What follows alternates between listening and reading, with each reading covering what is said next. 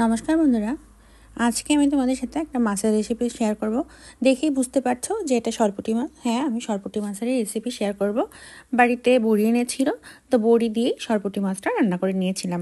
তো কীভাবে করেছি সেটাই তোমাদের সাথে আজকে আমি শেয়ার করব। তো প্রথমে মাছগুলোকে আমি কেটে ধুয়ে নিয়েছি। এখন মাছগুলোর ভিতরে আমি লবণ এবং হলুদ দিয়ে দিলাম। এবার মাছটাকে বেশ ভালোভাবে আমি লবণ হলুদ দিয়ে মাখিয়ে ঠিক 5-10 মিনিটের জন্য রেখে দেবো, যাতে নুনটা মাছের ভিতরে বেশ ভালোভাবে ঢোকে। এবার আমি একটা মশলা বানিয়ে নিচ্ছি। একটা বাটিতে হলুদ গুঁড়ো, লঙ্কা গুঁড়ো, জিরার গুঁড়ো, ধনিয়ার গুঁড়ো, কাশ্মীরি রেড চিলি পাউডার আর পরিমাণ মতো লবণ দিয়ে দিলাম, আর একটু জল দিলাম। মশলাটাকে আমি আগে থেকে গুলে রেখে দেবো, তাতে রান্নার টেস্টটা খুব ভালো আসে এর জন্য। এবার একটা কড়াইতে তেল দিয়ে দিয়েছিলাম। তেলটা গরম হয়ে এলে পরে এর ভিতরে আমি একে একে সবগুলো মাছ দিয়ে দিলাম। এবার মাছগুলোকে আমি বেশ ভালোভাবে ভেজে নেব। এক পিঠ আমার ভাজা হয়ে গিয়েছে, আমি উল্টিয়ে দিয়েছি আর এক পিঠ ভেজে নেওয়ার জন্য। তো মাছগুলো আমার ভাজা হয়ে গিয়েছে। এবার মাছগুলোকে আমি একটা পাত্রে তুলে নিচ্ছি। এবার যেহেতু আমি বড়ি দিয়ে রান্না করব, তার জন্য বড়িগুলোকেও আমি আগে ভেজে নেব।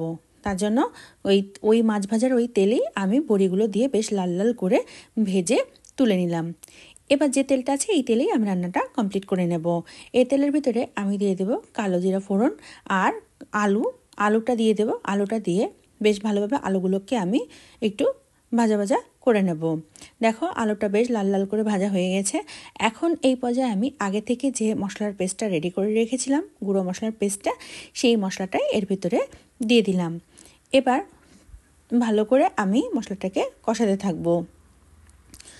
মশলাটা ভালোভাবে কষানো হয়ে গেলে পরে তখন এর ভিতরে আমি জল দিয়ে দেবো। মশলার বাটি ধোয়া জল দিয়ে দেবো, মানে যতটুকু ঝোল রাখবো সেই অনুযায়ী জল দেবো, যাতে ফুটে সেরকম পরিমাণ জল থাকে। দেখো, জলটা কিন্তু আমি একটু বাড়িয়েই দিয়েছি। এবার 2 কাঁচা লঙ্কা মাঝখান থেকে ফাটিয়ে দিয়ে দিয়েছি। এবার ঝোলটাকে একটু জাল হতে দেবো। ঝোলটা যখন বেশ কিছু সময় জাল হয়ে যাবে, তখন এর ভিতরে আগে থেকে যে বড়িগুলো লাল লাল করে ভেজে রেখেছিলাম, সেই বড়িটাই এর ভিতরে দিয়ে দেবো। খানিকটা একটু ফুটিয়ে নেব, মানে ঝোলের সাথে বড়িটা বেশ ভালোভাবে খানিকটা জাল হওয়ার পরে এর ভিতরে আমি আবার আগে থেকে ভেজে রাখা যে মাছগুলো ছিল সেই মাছগুলো দিয়ে দেবো।